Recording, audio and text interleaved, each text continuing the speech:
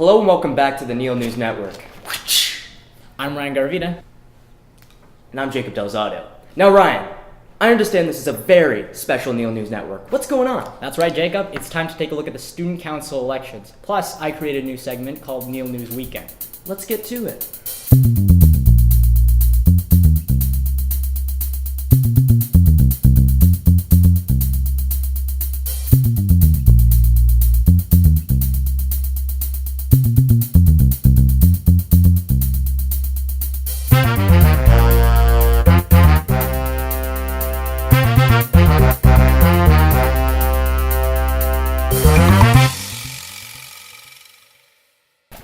All right, what do we have today, Jacob? Well, Ryan, I'm glad you asked, because this one is a special one. We will be covering everything you need to know about the Neil News Network election special.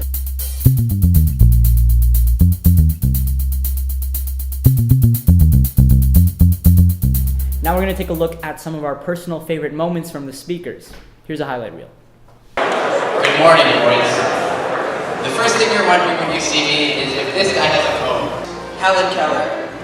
She said, life is either a great adventure or nothing at all. I will also be able to accomplish many of the views I have for next year. Get involved. Be a part of making Neil an amazing place for everyone. I don't want to brag, but you see, I kind of have a 93% average.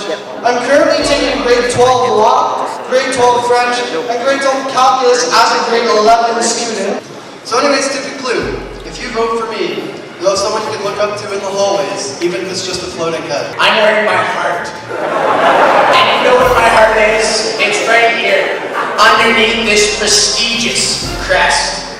Faithfulness. I'm faithful to the duty of representing the voices of all those students who wish to be represented.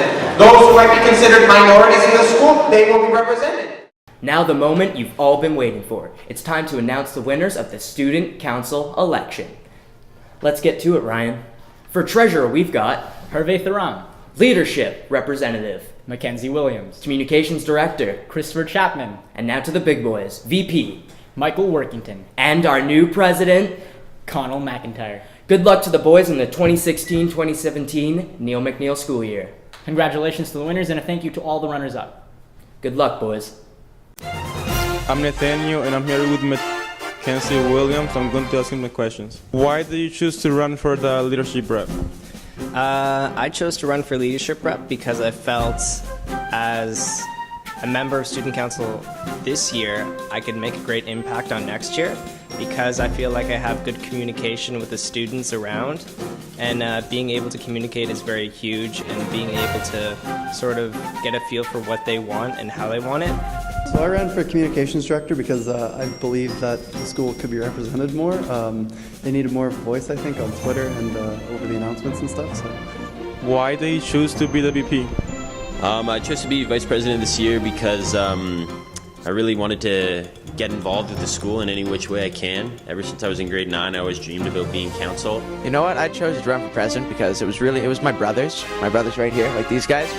They're the ones that gave me the encouragement and the confidence to want to make a difference in the school, and I thought, why not? What are you going to do with your role then? Well, I think one thing that I'm going to do is that I'm going to tweet out a picture or a link of the announcements in case anybody missed them, because I think that's very important for everyone who needs to know what happens in the school. So, yeah. As leadership rep, I do have some certain roles that I do have to take care of, like I do most of the organizing for Hooli. I set up certain meetings that involve the school as me being a role model for others. Just keep things running really smoothly. I'd also maybe like to introduce maybe some new intramurals. I can work with the athletic rep to do that, maybe like an intramural Olympics or something like that. And mainly just keeping the schedules going for council and keeping the whole year running smooth. I wanna make next year the best year it can be. I don't want to make any promises I can't keep, but there will definitely be a Hooli as long as I am president, and we'll have as many Civies Day as possible. Wow, pretty exciting stuff. Ryan? You said it, Jacob. But you know what's also exciting? Neil News Network's very own Garnet has a special art project to share with you all. I'm here today with Garnet and he's going to tell us a little bit about his recent art project. Could you tell us a little bit about it? Yeah, well, we got football helmets that were donated to us, and we painted on them. We gave them, put on metal wire, and then put paper mache over it, and it was really cool, and we got to do that, so. And you did like a kind of animal design with the football helmets. Why did you choose that? Well, you know, football players are kind of out there, you know, every day they're risking themselves, you know, sort of. So, and then these animals are actually endangered. So it's kind of like a play on both those things, and that's kind of what that's about. So what was your experience like doing this? I think it was a lot of fun. We got to play with a lot of color. We got to make a shape out of the actual helmet and make it look like an animal. So it was really interesting. And if you were to do this project again, what would you improve on it? Oh, definitely maybe adding more detail to it, because it kind of felt like it kind of fell short. There was not a lot of stuff to it. It didn't really look like the animal we were sort of kind of trying to convey. And yeah. All right. Thank you, Garnet, for having the little chit chat with me. And back to you guys. Ryan, how dare you? Let's not forget about Mr. Baram's grade 11 computer science class, who have programmed quite a lot, and we need to take a look. Of course. Let us take a look. So this is another group project created by JP, Mitch, Jacob, and Declan. Go ahead, explain it to us. So this is Ball Bouncer. There's four difficulties. There's 2 game modes, time trial and endless. You're not bad. Yeah, but it's Yeah, so essentially I have it set up so that once you play the game, it will save your score right there, and you can enter your name and then click add score. Some people might take for granted, and that's the physics aspect. Yeah, well, the game is related to some physics knowledge. In the vertical level, there is acceleration due to gravity. In the horizontal level, it has a constant speed. Perfect. Thank you very much, Jacob. Thank you very much, gentlemen. Great job.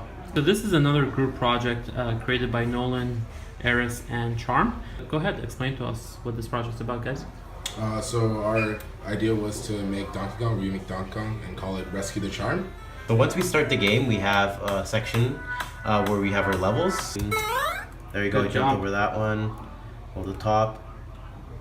So it kind of helps if you're running and jumping too. There's kind of some physics built in there, so you go a little faster so you can get a higher jump. So there you go, I win because I rescued Charm at the top. They create the game. They're not the best players at it, I guess. Oh, there you go. Alright, there. Come on. Safe job. Perfect. There you go. Gentlemen, thank you very much. Excellent project.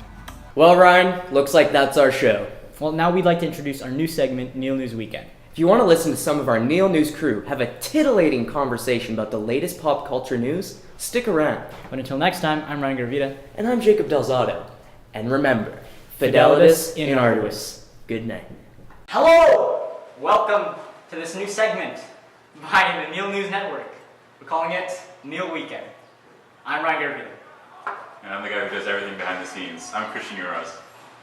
And you know who I am.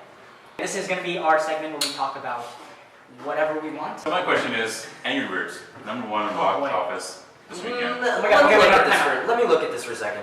You've got some great feature films out right now. You got Captain America: Civil War. You got The Jungle Book. And then you throw in Angry Birds. Okay, did you watch And get this, you look at it and you go, oh, okay, whatever, they'll do fine. It's leading the box office. Yeah, okay? but if you consider the fact that maybe the Lego movie did so well, that was a quality movie. But I'm talking about Angry Birds. And it was just, I mean, it's a long time in making. Angry Birds and Lego are completely different things. Go see Captain America. That's a good movie. That was an excellent movie. I was going to say, epitome of superhero films. No movie I saw I think it's in third. Wrap it up? Wrap it up? Wrap it up. We got a lot of things to talk about.